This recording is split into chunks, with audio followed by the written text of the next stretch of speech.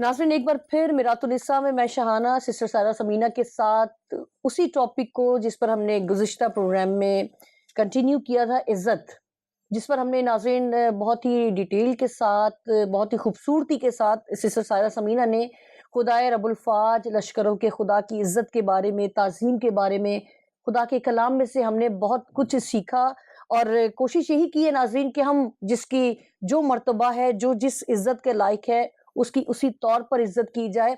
और बहुत सारी बातें हमने यकीनन अपने लिए ज़रूर जानने की कोशिश की और आज इस प्रोग्राम में भी हम इज़्ज़त के हवाले से बात करेंगे और आज थोड़ा-सा मुख्तलिफ होगा।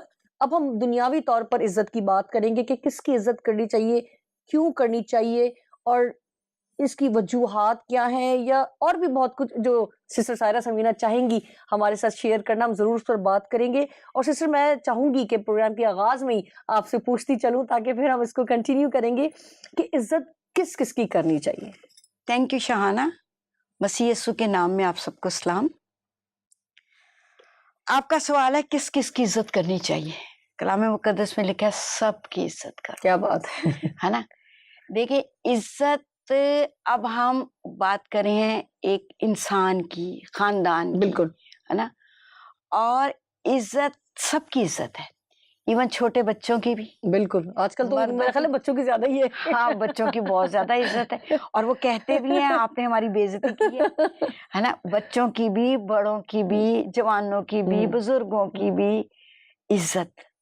इज्जत, सबकी इज्जत है। मेरा ख्याल है कि सबकी बिल्कुल, इज्जत बिल्कुल। करनी नहीं, चाहिए। आपका ख़्याल ही वाक़ई ये बात सच है कि सबकी अपनी रिस्पेक्ट है, सबको उसी तौर पर हमें इज़्ज़त देने की इवन ज़रूरत हमारे है। कुलीग्स हैं, हमारे पड़ोसी हैं, हमारे दोस्त हैं, हमारे हमवतन हैं, बिल्कुल, हमें सबकी इज्जत करनी सबकी करनी चाहिए, बेशक। अच्छा, अगर हम खानदान की बात करें हुँ, और खानदान या एक जिंदगी की जब इज़्दवाज शुरू होता है तो ब्याह से होता है। बिल्कुल। और पौलुस रसूल इब्रानियों के खत के 13वें बाब की 4थी आयत में बड़ी खूबसूरत बात करता है। हुँ, कहता है ब्याह करना सब में इज्जत की बात समझी जाए। तो इज्जत, एक खानदानी जिंदगी शुरू इज्जत से होती है। खूबसूरत बात है। और वो ब्याह जो, देखिए, कई होता है कि कई लोग ब्याह खुद से कर लेते हैं, हुँ, हुँ, उसमें फिर उनकी इज्जत नहीं होती क्योंकि माँ बाप को खबर नहीं है। हुँ, सिर्फ 4 लोग गए कोर्ट में जाके निकाह कर लिया, हुँ, ये इज्जत की बात नहीं हुँ, है। लेकिन वो इज्जत की बात है ना, जो एक माँ बाप की रजामंदी से, दोनों फैमिलियों की रजामंदी से, लड़के लड़की की रजामंदी से, बरादरी की रजामंदी के साथ, चर्च में पुकारे जैसे होती हैं उनके साथ ब्याह करना, और वो तमाम जो हमारे एशियन कल्चर की बिल्कुल, बातें बिल्कुल, हैं छोटी-छोटी उसके रसूमात है, मुताबिक उन सबको ब्याह बरूज़ शादी ख़ातिर करना रखते वो हैं। इज्जत की बात बिल्कुल, है। और फिर जब किसी की ब्याह शादी होती है तो हम उसको मुबारिक कहते हैं। मुबारिक का मतलब है ब्लेसिड, कि मतलब बरकत, मतलब किसी का ब्याह होता है तो उसको बीवी या शौहर के सूरत में एक बरकत मिलती है और एक खानदान बढ़ता है, और एक खानदान में से एक और शाख निकलती है, एक और दर्जा बढ़ता है। तो ब्याह करना इज्जत की बात है ना। खुद से ताल्लुकात बना लेना, क्योंकि कलाम मुकद्दस में लिखा है अगर किसी ने बुरी नजर से भी किसी को देखा तो जिना कर चुका। कलाम में मुकद्दस एक पैमाना है।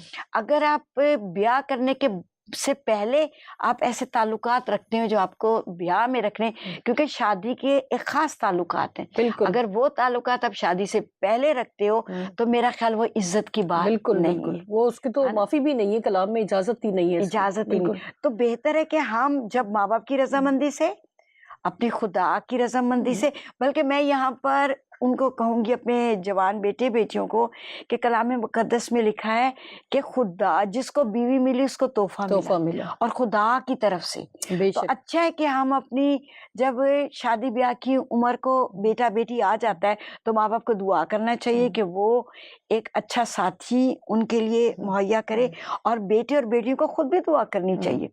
खुद इधर उधर ढूंढने से अच्छा है कि आप खुदा को कहें इब्राहिम के नौकर की तरह ठीक उस जगह घर लेके जा जहां तूने इसहाक के लिए साथी रखा है। तो इस ब्याह करना सब में इज्जत की बात समझी जाए।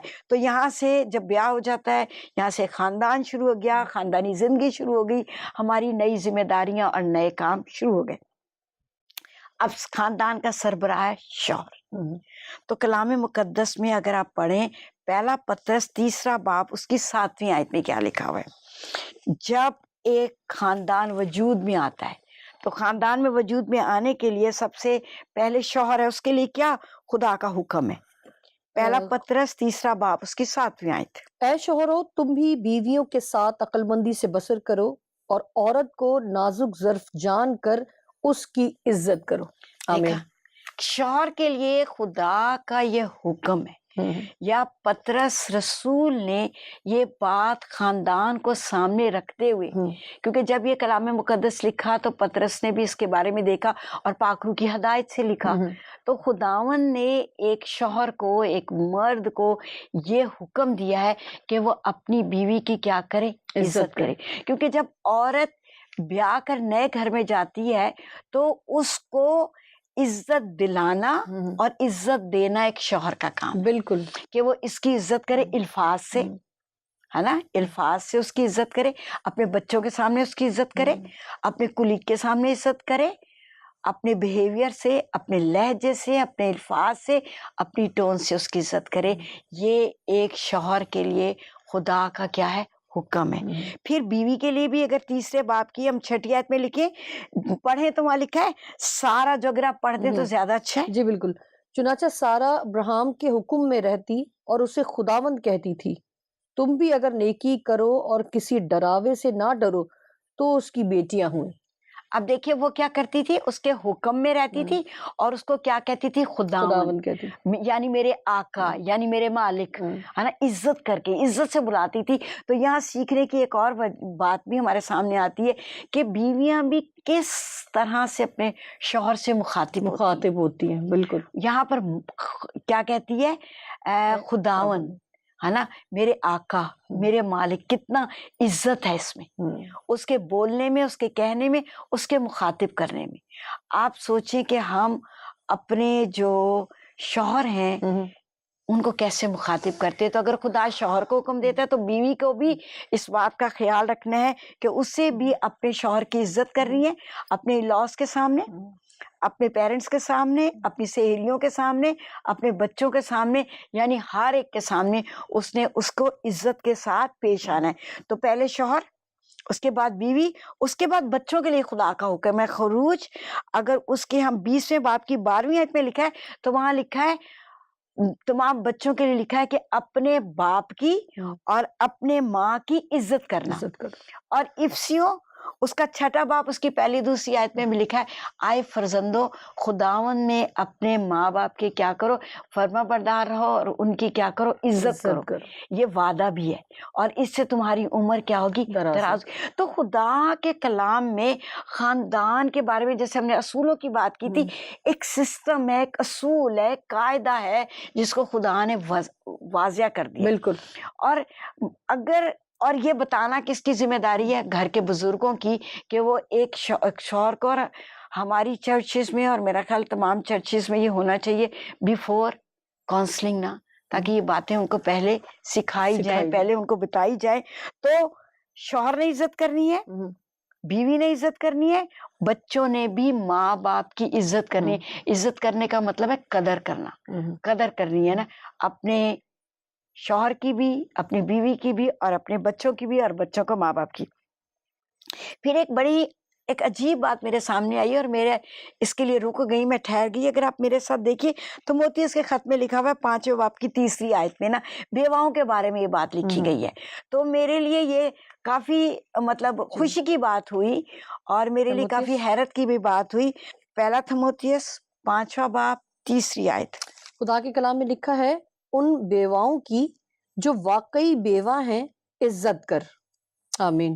देखें, अगर किसी का शौहर चला जाता है और वो अकेली रह जाती है तो पौलुस रसूल जवान खादम थिमोथियस को कहता है कि बेवाओं की भी क्या की जाए, इज्जत, सच में इज्जत की जाए, है ना। उनको बुरा समझा ना जाए, उनको गैर अहम समझा ना जाए, वो भी इज्जत के लायक है, उनकी भी क्या की जाए, इज्जत की जाए, उनका एहतराम किया जाए। और वाकई में मैंने अपनी फैमिली में देखा शाहाना कि हमारी फैमिली में मेरे 2 चचा की जो बीवियां हैं ना, वो बहुत जल्दी बेवा हो गई, बहुत जवानी में। अच्छा, अभी मोस्टली बच्चे ज्यादा, बहुत सॉरी सिस्टर छोटे यहाँ पे थे। मैं रोक रही हूँ, जिस तरह अभी हमने ये रेफरेंस पढ़ा कि बेवाओं की ना, तो अभी प्रोग्राम से पहले भी हम डिस्कस कर रहे थे, इस पर मैं जरूर चाहूंगी कि हम पब्लिक के साथ भी, अपने व्यूअर्स के साथ भी डिस्कस जरूर करें कि कई ऐसे हैं कबीले कह लें आप, या ऐसी रस्म और रिवाज है जो अर्ली एज में बेवा हो जाती है ना, उनको या तो नहूसत कहा जाता है या मनहूस कहा जाता है। उनको किसी खुशी वाली जगह पर ना लाना जो है ना, वो ऐसा समझते कि कोई अगर बुरा काम हो गया ना तो यकीनन इसकी प्रेजेंस थी यहाँ पर, इस वजह से ये हुआ। अभी गुजरे दिनों मेरी एक मूवी देखने का इत्तेफाक हुआ, तो कुछ टाइम थोड़ा सा मिल गया या वो लगी हुई थी तो मैं ऐसे ही बस देखने लग गई। तो उसमें यही था कि वो उस लड़की ने अपनी पूरी जवानी गुजार दी और एंड में आके उसके बड़े जेठ को रियलाइज हुआ, उसने उससे हाथ जोड़ के माफी मांगी कि मैंने तेरी शादी नहीं होने दी और तुझे मैंने बिठा के रखा। तो मकसद, और उसको जब उस शादी में जहां पर लेकर गए वहां पर उसको उसके दूसरे ही भाई ने रियलाइज करवाया। मतलब ये मूवीज जिंदगी से ही वाबस्ता होती वाबस्ता हैं, होती, बिल्कुल। सच्ची बातें होती हैं, सच्चे वाकयात होते हैं जिनके बिहाफ पर इस तरह की वीडियोस बनती हैं। मगर ये कि उसमें मुझे ये बात अच्छी लगी कि एटलीस्ट कि उसके दूसरे भाई ने अपनी बहू को जो बेवा हो गई उसकी शादी कर दी, ना कि उसको बिठा के रखा और उसकी भी सारी जिंदगी आपने इस तरह से गुजार दी। देखिए शाहाना, इसमें अगर कोई अर्ली एज में, मतलब कम एज में बेवा हो जाती है और उसका शौहर मसीह के पास चला जाता है, तो अगर वो शादी करना चाहे तो मेरा ख्याल है वो कर सकती है, बिल्कुल। और कर ले तो बेहतर भी है।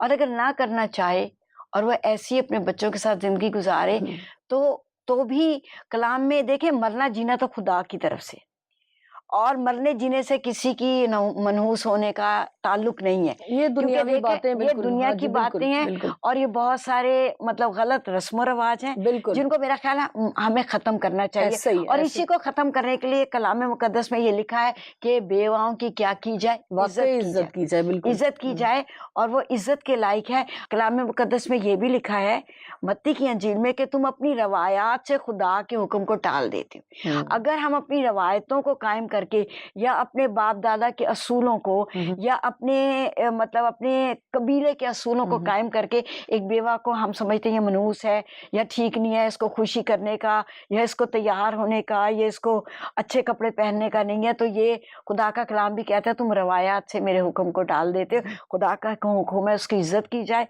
तो हमें उसकी इज्जत करनी है। और उसको अगर वो शादी करना चाहे उसकी मर्जी है, नहीं करना चाहती। और हाँ, मैं आपको बता रही थी कि मेरी 2 चाचियां बहुत छोटी एज में, मतलब एक के तो बच्चा, सिर्फ 2 बच्चे थे, एक शायद 2 साल का था और एक तो सिर्फ कुछ महीने की बच्ची थी। और उन दोनों औरतों ने, मैं उनकी इस वक्त तारीफ करूंगी कि उन दोनों औरतों ने खुद जॉब की, स्कूल में अपने बच्चों को पढ़ाया, आला तालीम बच्चों ने हासिल की, मास्टर डिग्री तक वो बच्चे गए। फिर इसके बाद उन्होंने क्या किया कि उनके अच्छी जगह ब्याह शादी की, अच्छी जगह ब्याह शादी, अच्छा सिर्फ दुनिया की नहीं, मसीह की पहचान भी।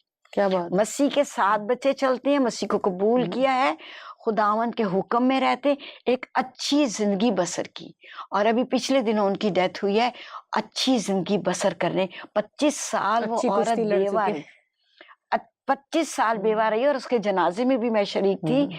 इतना अच्छा जनाजा था, और उस वक्त इतनी उसके बच्चों ने भी तारीफ की, उसके इन लॉज ने उसकी तारीफ की, चर्च ने उसकी तारीफ की कि इसने अपने बेवा होने के दिन बड़ी पाकीज़गी के साथ और बड़ी मेहनत के साथ, बड़े जद्दोजहद के साथ, बड़ी कोशिश के साथ गुजारे।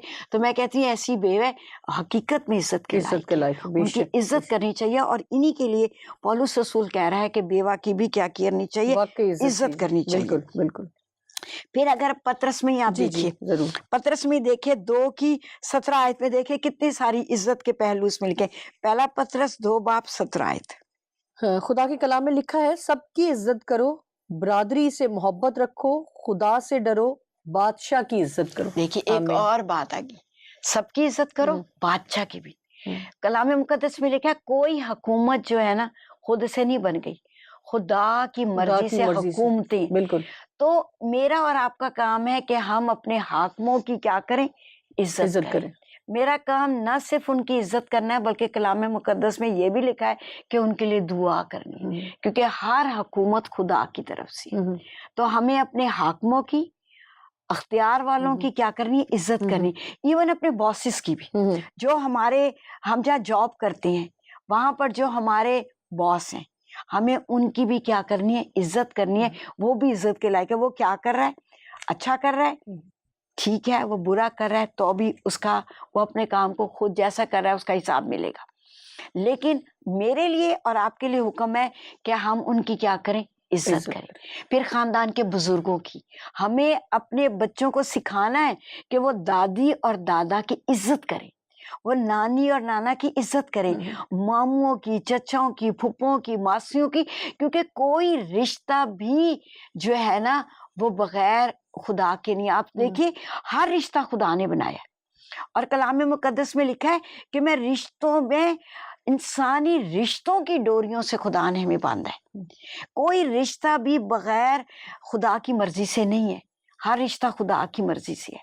हमें हर रिश्ते की इज्जत करनी है, हमें हर रिश्ते की कदर करनी है, हमें हर रिश्ते का ख्याल करना है। और माँ बाप की ये जिम्मेदारी है कि बच्चों को मुतारिफ करवाएं कि ये तेरा चाचा, मामू, फूफी, मासी कोई है और उनकी कैसे इज्जत करनी।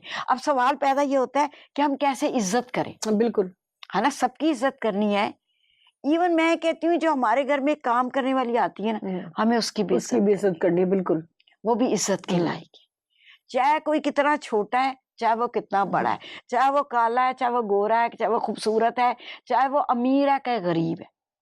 हम ये भी आपने भी देखा होगा, मैंने भी देखा है, अगर कोई ज्यादा अमीर है तो हम उसकी इज्जत करते, गरीब है तो हम उसकी इज्जत नहीं करते। ये मेरा ख्याल है बुरी बात है। ये भी तो देखने में आता है कि कुछ लोग जो है वो डोनेट कर रहे होते हैं तो इतना मीडिया, इतने फोटो सेशन, इतने वो पोस्ट लगाते हैं, और जो जिनको दे रहे हैं या जिनके रेफरेंस जिस प्लेटफॉर्म से वो दे रहे होते हैं वो लोग भी उनके आगे ऐसे जैसे बिछे जा रहे होते हैं। हालांकि ये मैं समझती हूँ कि हम ये भी सुनते हैं कि एक हाथ से दो तो दूसरे हाथ से अब पता भी ना चले आपको। बिल्कुल, बल्कि ये तो मसीह यीशु की बात है। यीशु ने कहा कि तू एक हाथ से दे तो तेरे दूसरे हाथ को पता ना चले। पोशीदगी में लिखा है, जो पोशीदगी में देता है उसको खुदा अजर देता है। जब हम डंडोरा पीट देते हैं ना तो लिखा है वो अपना अजर पा चुके।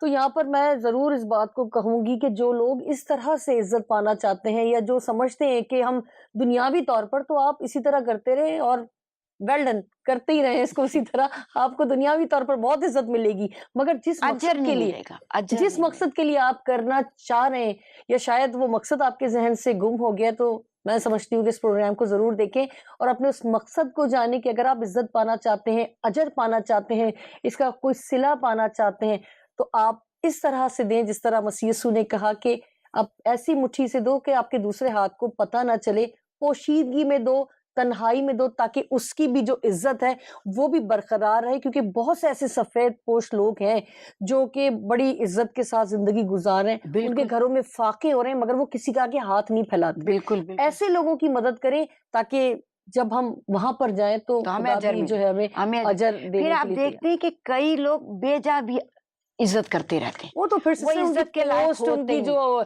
दुनियावी तौर पर उनकी तो हमें ख्याल भी इस बात का भी करना चाहिए। उनकी कुर्सी को सलाम कर रहे होते हैं। हाँ, कुर्सी को सलाम कर रहे होते हैं और कई दफा हम बहुत चढ़ा देते हैं किसी को। वो हकीकत में वो काम कर नहीं रहा होता जितना हम उसको। तो सिस्टर ये तो उसके लिए भी नुकसानदेह है ना, नुकसान। और वो जिस तरह से अगर वो गलत तरीके से काम कर रहा है, हमने उसको बहुत ज्यादा रिस्पेक्ट दे दी तो उसको तो पता ही नहीं चलना कि मैं गलत तरीके से कर रहा हूँ। देखिए शाहाना कलाम मुकद्दस में लिखा है जो मलामत के लायक है, मतलब अगर कोई गलत कर रहा है तो हमें बनिस्बत इसके उसको ऊपर चढ़ाएं। हमें चाहिए कि हम उसको कहें कि बेटा तू थोड़ा सा दुरुस्त हो जा, तो पता लगे अपनी भी कुर्सी खतरे में। हाँ, ये तो ठीक है, लेकिन देखो मलामत करने का भी एक असूल है। हम ना पिछले दिन एक सेमिनार में थे तो एक हमारे चर्च के बुजुर्ग पास्टर हैं, उनके साथ एक छोटे बच्चे की जो उनके लिहाज से बहुत ही छोटा था, उसको कहा कि हम एक सेशन में सीख रहे थे कि हमें मलामत करनी है या किसी को समझाना है या किसी को बताना है तो हमें कैसा करना चाहिए। तो उस लड़के ने बड़ी खूबसूरत तरीके से उस बुजुर्ग आदमी को, जो कलीसिया का बहुत बड़े खादम है और कलीसिया के बुजुर्ग खादम है, तो एक छोटे बच्चे ने उनको कहा, क्या कहा मैं उसके अल्फाज बताती हूँ। उसने कहा, पादरी साहब आप बहुत कीमती हैं और आप बहुत ज्यादा काम करती हैं, आपको इतना काम नहीं करना चाहिए, क्योंकि आपकी सेहत हमारे लिए अहम है। और आप ज्यादा काम करके बीमार हो जाएंगे तो वो बहुत सारे काम जो आपने करने हैं आप नहीं कर सकेंगे। जी। आप थोड़े कामों को कम कीजिए। अब वो एक तरीके से बच्चा उनको मना कर रहा था मना कि आप कर ज्यादा काम ना करें, हाँ। लेकिन उसने इतनी खूबसूरती से उनको कहा कि हमें आपकी जरूरत है, आप ज्यादा काम करेंगे बीमार हो जाएंगे, वो अच्छे काम जो आपने करने वो रुक वही जाएंगे। आयत ना, नरम ज़ुबान सख्त हड्डी को तोड़ देती है। मतलब आप किसी को बिल्कुल उस काम से रोकना चाह रहे हैं या आपको लगता है वो काम सही तौर पर नहीं कर सक रहा, तो आपके अल्फाज़ ऐसे होने चाहिए कि वो उसको पसंद भी आएँ। उस बच्चे ने इज्जत भी कर बिल्कुल, दी और बिल्कुल। बात भी कह बिल्कुल, दी। बहुत खूबसूरती के साथ खुदावंद उस बच्चे को सेहत तंदुरुस्ती दे और ज़्यादा अपने इरफान में बढ़ने का फ़ज़ल दे। मैं आमीन। ये समझती हूँ कि हमें भी, चाहे वो बच्चा हो, चाहे वो बड़ा हो, हमारे अल्फाज़ ऐसे हों कि आप किसी को बुरा भी ना कहें, किसी की तहक़ीर भी ना करें। इज़्ज़त के साथ, मोहब्बत के साथ जब आप उसको गाइड करेंगे तो वो बहुत खुशी के साथ उसे कबूल करेगा। बिल्कुल और बिल्कुल कुछ चीज़ें हम पॉज़िटिव तो कहना चाह रहे होते हैं, मगर हमारे अल्फाज़ इतने सख्त होते हैं कि वो उस पर उल्टा असर हो रहा होता है, जिसकी वजह से बनता हुआ काम भी जो है वो बिगड़ जाता है। बिल्कुल बिल्कुल। और फिर हम इज्जत की और किस तरीके से कर सकें, तोहफे तोहफ़ देकर, जी। है ना? आप किसी को कोई अच्छा उसकी पसंद की चीज़ दे दें, खूबसूरत चीज़ दे दें, वो खुश हो जाए। कल अभी ये पिछले हफ्ते क्या हुआ कि मेरे चर्च की एक लेडी आई और वो कहीं से पंजाब वगैरह से होके आई। वो इतना खूबसूरत सूट मेरे लिए लाई और एक तरीके से मैं समझती हूँ उसने मेरी इज़्ज़त की बिल्कुल। और मुझे कहा आप इसको सिलवाना, आप पहनना, मैं बहुत खुश होंगी। तो ये भी एक इज़्ज़त की बात है कि हम बिल्कुल। तोहफ़े तोहफ़ दें। हुँ, मैं ज़रूरी नहीं अपनी हैसियत के मुताबिक, हुँ, ज़रूरी नहीं कि आपको बहुत ही कीमती किसी को हुँ। कोई चीज़ दें, छोटी चीज़ भी बिल्कुल, किसी के लिए बहुत बिल्कुल। अहमियत की बिल्कुल, हामिल हो बिल्कुल, सकती है। इसमें तो कोई शक नहीं। फिर आप इज़्ज़त देने के लिए किसी को अपने घर बुलाएँ। हुँ, ये एक बड़ी बात है कि आपको किसी को इज़्ज़त देने के लिए आप उसको अपने घर बुलाएँ। अपने हाथों से खाना तैयार करें, अपने हाथों से उसके लिए टेबल सजाइए और टेबल सजा के, और कई दफ़ा आपने सुना होगा कहेगा आपने तो बड़ी इज़्ज़त अफ़ज़ाई की मेरी, आपने तो मेरी बड़ी इज़्ज़त की। तो हम अपने हाथों के कामों से, हुँ, अपने घर में से खाना खिलाकर, अपने हाथों से कुछ तैयार करके हम किसी की इज़्ज़त कर सकते हैं। और आपने भी अपनी ज़िंदगी में देखा होगा और मैंने भी देखा, इस तरीके से भी इज़्ज़त करने का ये बिल्कुल, भी एक पहलू बिल्कुल, है बिल्कुल। कि मैं हम भी इस जब तरीके से बहुत ज़्यादा स्केड्यूल जब टाइट होता है, तो हम उसमें भी मसरूफ़ियात में भी जो है ना, घर पे जिसने विज़िट करना होता है या जिसके साथ हमारी कमिटमेंट होती है, अगर वो आ जाएँ, तो हम उतनी मसरूफ़ियात में से भी वो टाइम निकाल कर उनके लिए स्पेशली कुछ करते हैं, तो अगले को, जिसको हमारा फैमिली मेंबर ही क्यों ना हो, उसे पता होता है कि हमारी लाइफ़ कितनी मसरूफ़ है, मगर वो खुश हो जाते हैं। कहते हैं, "यार, आपने इतने बिज़ी स्केड्यूल में से भी ये सारी चीज़ों को मेंटेन किया।" तो वो खुश भी हो रहे हैं और उनको ये भी पता चल रहा है कि हम उन्हें इज़्ज़त दे रहे हैं, रिस्पेक्ट दे रहे बिल्कुल, हैं। बिल्कुल। और वो तारीफ़ जब सुनते हैं ना, तो आपको एक तो सेरो-खून बढ़ जाता है और आपको भी ये फ़ील होता है कि आप भी किसी आपके के लिए अंदर जो स्पेशल हैं। खुशी आती है, जी, जी। आपको भी इस तरीके से इज़्ज़त, आप बाज़ार से मँगा के खिला दें, ठीक है, खा तो लेंगे, पेट तो लेकिन भर ही जाएगा, हाँ, मगर बिल्कुल। लेकिन जो आप अपने हाथ से खिलाएँगे उसमें जो आप उसकी इज़्ज़त कर रहे हैं, हुँ, आपने उसको वक़्त दिया है। देखिए जब वो खाना पका रहे हैं तो आपने उसको वक़्त भी दिया है। हुँ, फिर आपने 4 पैसे भी लगाए हुँ, करने के लिए, फिर आपने अपने हाथों से जो मोहब्बत हुँ, का एक बड़ा पहलू है, हुँ, वो भी आप में से हुँ, डाला है। तो आप इस तरीके से भी क्या हुँ, कर सकते हैं, किसी को इज़्ज़त दे सकते हैं, किसी की ताज़ीम कर हुँ, सकते हैं और किसी को एक मर्तबा भी दे सकते हैं ना, ये बिल्कुल, कर सकते हैं आप। बिल्कुल। सिस्टर, मैं चाहूँगी थोड़ा-सा और कि हमें और किसकी इज़्ज़त करनी चाहिए? क्या मतलब हर किसी की कर सकते हैं या कुछ हैं ऐसे रिश्ते जिनकी ज़्यादा करनी चाहिए और जिनकी कम करनी चाहिए? कुछ ऐसा भी है? मेरा ख़्याल है इज़्ज़त कम और ज़्यादा करने में आपकी आदतें और आपके बिहेवियर की वजह से इज़्ज़त कम और ज़्यादा हो हुँ, सकती है। हुँ, क्योंकि अगर आपका बिहेवियर किसी के साथ अच्छा नहीं है, तो वो इज़्ज़त करना भी चाहे तो वो नहीं करेगा। हुँ, और अगर कर भी लेगा तो उस दिल से नहीं करेगा जैसे उसको करनी हुँ, हुँ। चाहिए। तो इज़्ज़त करवानी भी आनी चाहिए, बिल्कुल, बिल्कुल। है ना? हुँ, हुँ, आप किस तरीके से अपनी इज़्ज़त करवा सकते हो, हुँ, किस तरीके से आपको इज़्ज़त करवानी आनी चाहिए। तो ये मेरा ख़्याल है, अगर मैं चाहती हूँ कि लोग मेरी इज़्ज़त करें, तो फिर मैं भी उनके साथ वैसा ही सलूक करूँ। अगर मैं किसी से बदतमीज़ी से बोल रही हूँ, तो वो मेरी इज़्ज़त क्यों करेगा? वो भी बिल्कुल, मुझे वैसा ही जवाब बिल्कुल, देगा ना। बिल्कुल। अगर मैं उसको आप देखिए, अगर कोई शख्स आपके घर में आया या हुँ, वैसी कोई बहुत हार्श बोल रहा है, हुँ, लेकिन आप एकदम में नरम लहजे से बोलेंगी, उसका भी गुस्सा कम एकदम हो। से बिल्कुल ही ना, उसको अपने उस लहजे का भी अफ़सोस होगा और शायद वो फ़ौरन ही गौर करे कि यार मैंने कितने बुरे टोन में बात की और उसने कितनी रिस्पेक्ट के साथ बात की है। तो हम किसी को ना चेंज करने का भी बड़ा सबब बनते हैं अपने लहजे से। बिल्कुल, बिल्कुल। हुँ। इस तरीके से तो हम ये कर सकते हैं ना, कि हम किस तरीके से, अगर इज़्ज़त करवानी भी आनी चाहिए यहाँ पर, क्या हम हमारा बिहेवियर क्या है? ऐसे देखिए हम कहें कि लोग हमारी इज़्ज़त करते रहें और हम खुद कुछ ना करें, तो ये भी ठीक नहीं है। हमें इस तरीके से भी करने की ज़रूरत है कि हम क्या कर रहे हैं।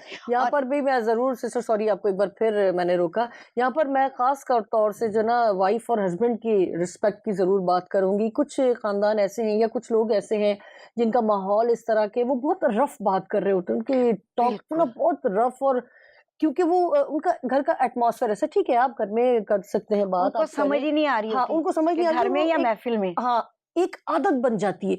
उसके बाद वो इतने यूज़्ड टू हो जाते हैं कि जिस बिहेवियर से, जो कि बिल्कुल भी मुनासिब नहीं है, उसी फ्रैंक अंदाज़ में, उसी बदतमीज़ लहजे में आप एक गैदरिंग में भी उसको बुला लेते हैं। आपको तो अजीब नहीं लगेगा, मगर जो बैठे हुए हैं लोग, जो उस महफ़िल में दूसरे लोग आपके साथ इन्वॉल्व हैं, बिल्कुल, ये उनके आपने ऊपर बहुत आपका अच्छी क्या बात असर की। पड़ेगा, उनके ऊपर आपकी क्या सोच बनेगी कि यार ये किस तरह अपनी वाइफ़ को, या वो वाइफ़ किस तरह अपने हस्बैंड को बुला रही है। तो मैं ये समझती हूँ कि आप घर से ही इसकी इब्तिदा करें, बिल्कुल। अपने बेडरूम से इसकी इब्तिदा करें। अगर आप नौ-ब्याहता जोड़ा हैं, आपकी अभी शादी हुई है, तो एक-दूसरे को ज़रूर रिस्पेक्ट दें और उस पर कायम रहें।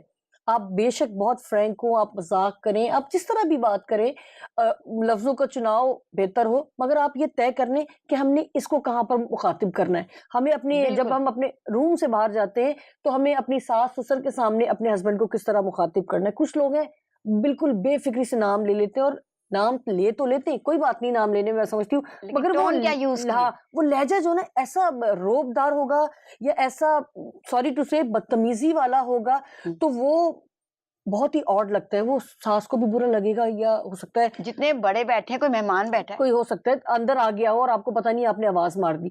तो इन चीज़ों का ख़्याल रखें और आप। फिर शहाना यहाँ पर ये भी है कि जब आप बोल रहे हैं, आप अपनी बीवी के साथ बात करें, तो अपने बच्चे को भी तो वही सिखा रहे हैं। यही मेरा अक्सर अगला पॉइंट ही यही ये था। था। बहुत अच्छा किया आपने, ज़रूर इस पर पॉइंट आउट किया है कि जो चीज़ें जिस तरह से भी हम अपने माहौल को डेवलप कर रहे हैं ना, आप ये देखें आपके बच्चे क्या सीख रहे हैं। अगर आपका बेटा है, तो आप ये भी सोच लें कि वो आगे अपनी बीवी के साथ हो सकता है इससे ज़्यादा बुरा सलूक करे, या बुरे तरीके से उसे बुलाए, और बेटी वो क्या तरबियत लेकर अपने ससुराल फिर में अपने जाएगी। स्कूल हैं, कॉलेज है, अपने कुलीग्स हैं, मतलब ससुराल में तो थोड़ी देर में ही जाना है ना, लेकिन जब वो छोटे हैं तो अपने स्कूल में अपने बिल्कुल, दोस्तों से बिल्कुल। कैसे बोलते किस हैं? तरीके से फिर बात होगी। दोस्तों के हाँ जी, माँ-बाप आते हैं, उनसे ज़रूर। कैसे बोलते हैं? फिर अपने टीचर्स से कैसे बोलते हैं?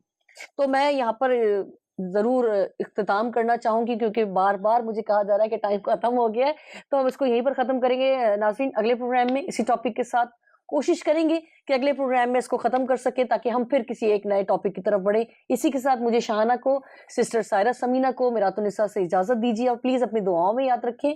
हमारी सारी कॉन्टैक्ट डिटेल्स आपकी स्क्रीन पर नुमाया हैं। ज़रूर अपनी कीमती राय से, अपनी कीमती बातों से हमें आगाह करें, और कोई मशवरा है तो ज़रूर हमें लिखिए। हम इंतज़ार करेंगे। खुदा हाफ़िज़। खुदा हाफ़िज़।